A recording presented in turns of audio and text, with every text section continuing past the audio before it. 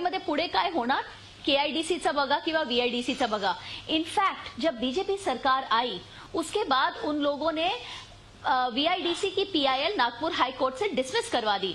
अभी 1 साल बाद वापस वो पिटिशनर्स गए हैं वीआईडीसी में कि 1 साल में एसीबी ने एक कदम भी नहीं उठाया। आप कोई भी करप्शन का मामला ले लो, अभी उनकी सत्ता है, 1.5 साल हो गए हैं। अशोक चव्हाण के खिलाफ आदर्श स्कैम में उन्होंने क्या किया, कृपाशंकर के खिलाफ उन्होंने क्या किया, कितने बड़े बड़े घोटाले हुए हैं यहाँ पे। आपण आदर्श या विषयावर नक्कीच बोलूया, कारण त्याचे प्रवक्ते त्या पक्षाचे आपल्याकडे आहेत। आपल्यासोबत अतुल लोंढे पण आहेत। अतुल लोंढे, राजकीय आकसानं कारवाई केली आहे असं आपण म्हणता, कदाचित ते खरंही असेल, पण मग एन्फोर्समेंट डायरेक्टरेटनं छगन भुजबळ यांना काही साधे साधे असे वाटणारे प्रश्न विचारले होते असं त्या सूत्रांनी सांगितलं। Armstrong infrastructure, Bhavesh builders, Devisha infrastructure या आणि अशा अनेक कंपन्यांकडे आलेले पैसे नेमके कुठून आले, त्यांचा हिशोब काय, त्याचा स्रोत काय, हिशोब पुस्तकांमध्ये त्याच्या नोंदी कशा आहेत, त्या का आहेत, असे साधे प्रश्न होते। तो हिशोब जुळला नाही म्हणून त्यांची अटक झाली। याला तुम्ही राजकीय आकस म्हणणार की आणखीन काही? असा आहे उदयजी की मी मागच्या गेल्या काही दिवसांमध्येच बघतोय की एन्क्वायरी सुरू आहे आणि एन्क्वायरी सुरू असताना एन्क्वायरीमध्ये काय काय प्रश्न विचारले गेले, कशा कशा पद्धतीने एन्क्वायरी केली गेली याची सगळी माहिती बाहेर येते। नंबर 1। नंबर 2, आरोपांच्या बाबतीमध्ये आता ह्या प्रीती मेनन जी बोलतात आहे किंवा डॉक्टर किरीट सोमय्या बोलतात आहेत, भ्रष्टाचाराच्या बाबतीमध्ये सिलेक्टिव्ह राहता कसं येईल यांनी थोडासा याचा पण एक खुलासा करावा। शेवटी आता हे सचिन सावंत इथे बसले आहेत, यांना चिक्कीच्या वाटपा संदर्भातल्या घोटाळ्यात शेवटी कोर्टात जावं लागलं। 1000 पानांचा सगळा पुरावा जो आहे, म्हणजे चीफ सेक्रेटरीची जी मीटिंग झाली त्याच्यामध्ये काय ताशेरे उडले गेले, त्याचं कसं उल्लंघन करण्यात आलं, नंतर फायर एक्सटिंग्विशरचा प्रश्न आहे, हे स्वतःची क्लीन चिट देऊन मोकळे होतात, शेवटी कोर्टामध्ये जावं लागलं। नंबर 2, पारदर्शकतेबाबत किरीट सोमय्या बोलत होते। किरीट सोमय्याजी, आपल्याला भ्रष्टाचार आपण दूर करण्याची मोहीम उचललेली आहे, अतिशय चांगली बाब आहे, पण आपण सिलेक्टिव्ह आहात याच्या संदर्भामध्ये आपल्याला काय सांगायचं आहे? मग आमच्या तोंडून ऐकायचं आहे का तुम्हाला की आपण कसे सिलेक्टिव्ह आहात? माझं म्हणणं असं आहे की जर ईडी त्याच्यामध्ये एन्क्वायरी करते आहे किंवा तुम्ही जे 36 डिपार्टमेंट सांगतात त्या 36 डिपार्टमेंट जर त्या एन्क्वायरी करता आहेत तर मग त्यांना त्यांची एन्क्वायरी करू द्या। या देशामध्ये न्यायालय आहेत, ते न्यायालय ठरवतील ना। तुम्ही न्यायालयाच्या पहिले जर निकाल देणार असाल तर तुम्ही एवढे कॉम्पिटंट अथॉरिटी आहात का? अतुल लोंढे, त्याबद्दल कदाचित आपण उशिरा आला असाल, त्याबद्दलचा प्रश्न मी त्यांना याआधी विचारला होता। तुम्हाला एक साधा प्रश्न विचारलाय की एन्फोर्समेंट डायरेक्टरेटनं अतिशय साधे असे प्रश्न भुजबळ साहेबांना विचारले, त्याची उत्तरं समाधानकारक मिळाली नाहीत म्हणून त्यांना अटकेची कारवाई झाली। याच्यात राजकीय सूडबुद्धी कुठे आली? उलट भाजप सरकार आल्यानंतर, ऐकून घ्या, भाजप सरकार आल्यानंतर काही फरक पडला नाही असं आपच्या प्रवक्त्या याचिकाकर्त्या प्रीती मेनन आता स्पष्टपणे सांगतायत की याच्यात भाजपचा काही सहभाग नाही, भाजपनं काही केलेलं नाही। अहो उदयजी, जर आरोपावर आरोप करतो म्हटलं, बेछूट आणि बेलगाम आरोप करतो म्हटलं, त्याला कोणी अडवू शकत नाही। आता ह्यांच्याच ज्या प्रवक्त्या आहे, she is also one of the party to all these cases, त्या अंजली दमानिया या स्वतः त्या आप पक्षातनं बाहेर पडल्या भ्रष्टाचाराचा आरोप करून। नंबर 1। नंबर 2, याच आप पक्षाची एक कार्यकर्ती अरविंद केजरीवालांवर शाई फेकते की सीएनजीच्या केसमध्ये यांनी भ्रष्टाचार केला आहे। मग तेव्हा कुठे गेला यांचा जनलोकपाल? तेव्हा का लावत नाही? पण मला या सरसकट आरोपांमध्ये आपण आपच्या अंतर्गत गोष्टी याच्यावर वेगळा कार्यक्रम करूया। आपण विषय काढला उदयजी, बोलूया, मुद्दा तो नाही आहे। मुद्दा मी तुम्हाला साधे प्रश्न विचारले। या कंपन्यांमध्ये Bhavesh builders, Devisha infrastructure, Armstrong infrastructure याच्यातल्या पैशा संदर्भातल्या उत्तरं का देता आली नाहीत? एवढा साधा सवाल आहे। ती देता आली नाही, ती समाधानकारक नव्हती म्हणून एन्फोर्समेंट डायरेक्टरने त्याला ताब्यात घेतलं। याच्यात राजकीय सूड आलाच कुठे? आणि तसा तो या देशात अनेकांवर झालाय, मधु कोडांवर झालाय। तुम्हाला मी यादी देऊ शकतो, तुमचेच एक मंत्री रमेश कदम ते देखील आत आहेत। हे सगळं तुम्हाला माहिती आहे। मी अधिक तुम्हाला अडचणीत आणू इच्छित नाही। आपल्यासोबत सचिन सावंत आहेत, सचिन सावंत, शेवटी निर्णय ही एक व्यक्ती घेत नाही, तो मंत्रिमंडळाचा निर्णय असतो. मंत्रिमंडळातले सर्व सहकारी आणि मंत्रिमंडळाचे प्रमुख म्हणून त्यावेळचे तत्कालीन मुख्यमंत्री देखील त्याला तेवढेच जबाबदार असतात निर्णयांना. मग असं असताना एकट्या छगन भुजबळ यांच्यावरची कारवाई योग्य आहे का? काँग्रेस त्याला समर्थन करताय का त्यांच्या अटकेला विरोध करताय?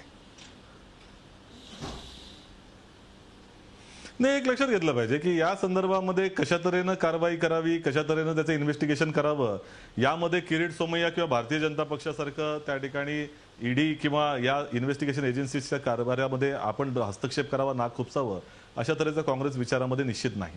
एकंदरच आमचा जो आक्षेप आहे की ज्या संदर्भामध्ये एक रात्री स्वप्न किरीट सोमय्यांना पडतं की दुसऱ्या दिवशी अटक होणार आहे आणि तशाच तऱ्हेनं ते घडतं. म्हणजे यांचं स्वप्न इतकं चांगलं पॉवरफुल आहे की त्यांना आध्यात्मिक फार मोठा काहीतरी एक हे मिळालेला आहे, वारसा मिळालेला आहे किंवा त्या संदर्भामध्ये त्यांचं एक इंट्युशन निर्माण झालेलं आहे. अशा तऱ्हेचं एक चित्र निर्माण झालेलं आहे आणि त्याचा योगायोग अधिक वाढत चाललेला आहे, त्याची फ्रिक्वेन्सी वाढत चालली आहे. आता ते ईडीच्या अधिकाऱ्यांच्या बरोबर जवळीक म्हणा की मोदी त्यांच्या सकाळी कानामध्ये फुकतात किंवा मोदींचं स्वप्न पडतं आणि ते कानामध्ये सांगतात, हे किरीट सोमय्याने सांगावं. परंतु याच्यामधनं निश्चितपणे जो वास येतो की सामान्य माणसाला जे कळतं की हे जे किरीट सोमय्या बोले किंवा मोदी बोले तशा तऱ्हेचं हे चाललेलं आहे आणि त्याच्या दृष्टिकोनातून पुढे काय घडतंय याची अनुभूती यांना मिळते. त्यामुळे आमचा आक्षेप त्या गोष्टीला आहे की एकंदर कुठलंही इन्व्हेस्टिगेशन करावं, पारदर्शक असावं, सत्य बाहेर यावं. सचिन सावंत, हा लढा किरीट सोमय्या यांची, एक मिनिट ऐका माझं, तुम्हाला उत्तर द्यायला मी मदत करतोय. किरीट सोमय्या यांची स्वप्नातली अध्यात्मशक्ती आणि विरुद्ध ईडीची न्यायशक्ती असा लढा चालू नाहीये. मी तुम्हाला एक साधा प्रश्न विचारलाय की महाराष्ट्र सदन प्रकरणी निर्णय मंत्रिमंडळाचे होते, एकट्या भुजबळांना दोषी धरता येत नाही अशी शरद पवार साहेबांनी भूमिका मांडलेली आहे. पहिल्या शब्दामध्ये उत्तर दिलं. बोला, ईडीच्या कारवाईचं समर्थन करता आपण? मगाशी ईडीच्या कारवाईचं समर्थन करता? काय व्हावं, कशा तऱ्हेनं व्हावं, हा इन्व्हेस्टिगेशन एजन्सीचा भाग आहे.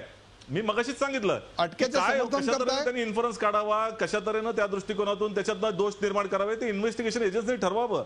आमची भूमिका त्या संदर्भामधली स्वच्छ आहे, याच्यातलं सत्य जे आहे ते बाहेर यावं सत्यामधले. परंतु सत्याला वेगवेगळ्या तऱ्हेचे नियम नसावेत की फक्त विपक्षातल्या लोकांचं सत्य बाहेर यावं आणि ज्या सत्तेमधल्या लोकांचं सत्य मात्र झाकून ठेवा. म्हणजे आपलं एनसीपीच्या बरोबर नाही आहात चाललेलं आहे. सचिन सावंत, आमचा विरोध आहे. एनसीपीच्या बरोबर नाही आहात, बरोबर आहे काय?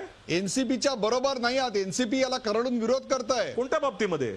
एनसीपी या अटकेच्या संदर्भात विरोध करताय आपण. त्यांच्या पक्षाची भूमिका आहे. आमचं म्हणणं असं आहे, आमचं म्हणणं क्लिअर कट उदयजी असं आहे की या संदर्भामध्ये निश्चितपणे अगोदरची अनेक घटना त्या ठिकाणी दिसत आहेत, त्याच्यामध्ये सुडाचं राजकारण भारतीय जनता पक्षाच्या सरकारनं केलेलं आहे. आदर्शच्या बाबतीत तर धडधडीत सीबीआयचे सगळे अधिकारी देखील म्हणतात, पूर्वीचे तुम्ही रिटायर ऑफिसर घ्या की असं कधी घडलेलं नाही. सचिन गव्हर्नरांचा निर्णय त्या ठिकाणी चॅलेंज केला गेलेला आहे. सीबीआयने स्वतःची भूमिका बदललेली आहे, कोर्टामध्ये दिलेली ऑफिशियल ऍफिडेव्हिट दिलेले आहेत, हे बदलावे लागलेले आहेत. त्यामुळे हे सगळेपणे किरीट सोमय्यांच्या आणि या एकंदर त्या किरीट सोमय्या आणि त्यांना पडणारी स्वप्न. उदयजी एकच मिनिट सांगेल, एकच शब्द सांगू द्या मला. उदयजी एकच शब्द सांगू. Please go ahead. आमचं एवढंच म्हणणं आहे की हे सुडाच्या राजकारणाने होऊ नये, जी काय व्हावं सत्य व्हावं ते समोर यावं, त्याच्यामध्ये पारदर्शकता असावी. परंतु भारतीय जनता पक्षाचं हे सरकार हे पूर्णपणे सुडाचं राजकारण करत आहे, हे आमचं म्हणणं आहे. आदर्श प्रकरणी उद्या जर अशोक चव्हाण यांच्यावर अशीच कारवाई झाली तर तुमची आत्ताची भूमिका लक्षात घेता एनसीपी त्यावेळी तुम्हाला मदत करेल असं वाटतंय? आमचा तो विषयच नाहीये. विषय आदर्शच्या प्रकरणामध्ये पूर्णपणे सीबीआयचे, तुम्ही इंडियन एक्सप्रेसचा तिकडे त्या ठिकाणी हवाला घ्या, इंडियन एक्सप्रेसने ती कागदपत्र पाहिलेत. मुंबईच्या सीबीआयने सरळसोट सांगितलंय की पूर्णपणे चुकीची कारवाई होईल. ही फक्त राज्य सरकारला हवं होतं, त्या ठिकाणी विरोधी पक्षांची मुस्कटदाबी करण्याला हे वेपन वापरायचं होतं. त्यामुळे गव्हर्नरांचा निकाल जो इतिहासामध्ये कधी बदलला नाही तो बदलला गेलेला आहे. त्यांच्याकडे इन्व्हेस्टिगेशनच्या मध्ये त्यांनी आधीच सांगितलं आमच्याकडे कुठलेही पुरावे नाहीत, हे अगोदर सांगून टाकले. ट्रायल कोर्टाला सांगितलं, हायकोर्टाला सांगितलंय, अचानकपणे ते पुरावे गवसले, अशा तऱ्हेचं ते दाखवलं जाते. ते पूर्णपणे खोटं आहे आणि हे खोटं पडणार आहे. भारतीय जनता पक्षाचं सरकार, मोदी आणि किरीट सोमय्या हे पहिल्यांदा पुढे पडलेले. मला दोन्ही गोष्टींचा संबंध आणि दोन्ही गोष्टी पटलावर ठेवायच्या होत्या, इतकंच. त्यावर कुठलंही संपादकीय भाष्य मला करायचं नाही. ब्रेकवर जाण्यापूर्वी एक प्रश्न प्रकाश बाळ जोशी यांना. प्रकाश बाळ जोशी, छगन भुजबळ यांना दोषी ठरवलं जातंय. यात राजकीय सुडाचा प्रवास किती, यात एन्फोर्समेंट डायरेक्टरेटची कामगिरी किती, त्याहीपेक्षा याचिकाकर्त्यांची जागल्याच्या भूमिकेचं यश किती, का या सगळ्या पलीकडे जाऊन महाराष्ट्राला भ्रष्टाचाराच्या लढाईतला किंबहुना स्वतःवरच्या येणाऱ्या बालंटातून दूर होण्याकरता मिळालेला बळीचा बकरा किती? प्रकाश बाळ जोशी.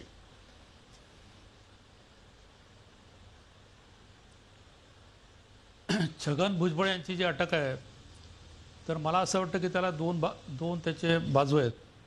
एक तर जी बाजू अशी आहे की त्या विविध संस्थांनी ज्या NGOजनी त्यांच्यावर आरोप केले, PIL दाखल केली आणि त्यानंतर जी न्यायालयीन प्रक्रिया सुरू झाली. आपण जर बघितलं तर आपल्याला असं दिसून येईल की भुजबळांच्या विरुद्ध जी चौकशी झाली ती डायरेक्टर ऑफ एन्फोर्समेंटनी स्वतः SIT स्थापन करून ती चौकशी केलेली आणि ती पुढे चालू आहे. तर ही न्यायालयीन प्रक्रिया जी आहे ती पुढे चालू राहील. त्या वेगवेगळ्या टप्प्यावर जे काय होईल ते होईल. आणि भाग असा आहे की छगन भुजबळ यांना ही एकाकी लढी स्वतःलाच लढायला लागणार आहे. त्यांच्या पक्षाने जरी त्यांना समर्थन दिलं तरी ह्या केसमध्ये अशा प्रकारच्या राजकीय समर्थनाचा काही उपयोग नसतो. न्यायालयीन प्रक्रिया ही स्वतंत्र असते आणि ही आपल्या पद्धतीने ती पुढे चाललेली असते.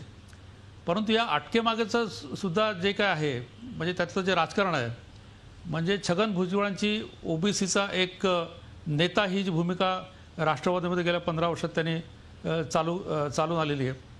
आणि अंतर्गत आपण जर बघितलं तर एक गोष्ट आपल्या लक्षात येईल की जे काही घोटाळे किंवा भ्रष्टाचाराचे प्रकरण उघडकीस येत आहे ते काढण्यामध्ये ते NGOज वगैरे जितकं त्यांचा सहभाग आहे तितकंच आपल्या महाराष्ट्रात जर आपण बघितलं तर एकमेकाविरुद्धचं राजकीय वैमनस्य किंवा दुसऱ्यावर कुरघोडी करण्यासाठी अगदी विरोधी पक्षातल्या सदस्याची नेत्याची सुद्धा मदत घेऊन ते पुढं आणणं. त्यामुळे एकच झालं की ह्या सगळ्या राजकीय मारामारीमध्ये अशा प्रकारचे प्रकरणं लोकांपुढे आलीत आणि त्यामुळे भ्रष्टाचाराच्या विरुद्ध जे काही आंदोलनं आहेत ती सुद्धा वाढलीत आणि त्याचबरोबर न्यायालयीन प्रक्रिया सुरू झालेली आहे.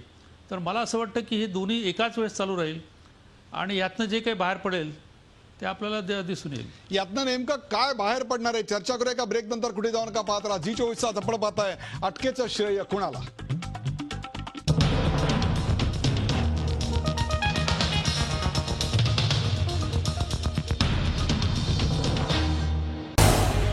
Zee24 तास रहा एक पाऊल पुढे.